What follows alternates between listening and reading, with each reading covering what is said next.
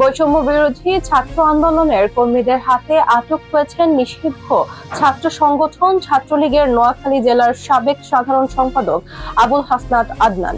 ঢাকায় এক আত্মীয়ের বিয়ের দাওয়াত খেতে এসে আটক হন তিনি।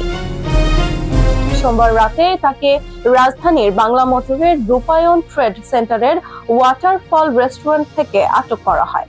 আটকের খবর পেয়ে ঢাকা মহানগর গোয়েন্দা পুলিশের সদস্যরা ঘটনাস্থলে উপস্থিত হন এবং আদনানকে তাদের হেফাজতে নেন।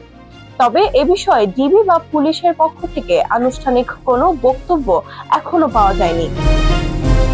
বৈষম্য বিরোধী ছাত্র আন্দোলনের কর্মীরা জানান, আদনান জুলাই মাসে আন্দোলনে হামলার সঙ্গে জড়িত ছিলেন। তার মোবাইল ফোন থেকে শিক্ষার্থীদের ওপর হামলার আলামত এবং গুজব ছড়ানোর প্রমাণ পাওয়া গেছে। আন্দোলনের সময় গুলির ঘটনায় সঙ্গেও তিনি যুক্ত বলে অভিযোগ করেছেন। তবে আদনানের পরিবারের এক সদস্য দাবি করেছেন, আবুল হাসনাত আদনান কোমরের ব্যথাজনিত সমস্যায় ভুগছেন এবং জুলাই মাসে ঢাকায় অবস্থান করলেও কোনো হামলার সঙ্গে জড়িত ছিলেন না। নোয়াখালীতেও তার বিরুদ্ধে কোনো অভিযোগ নেই।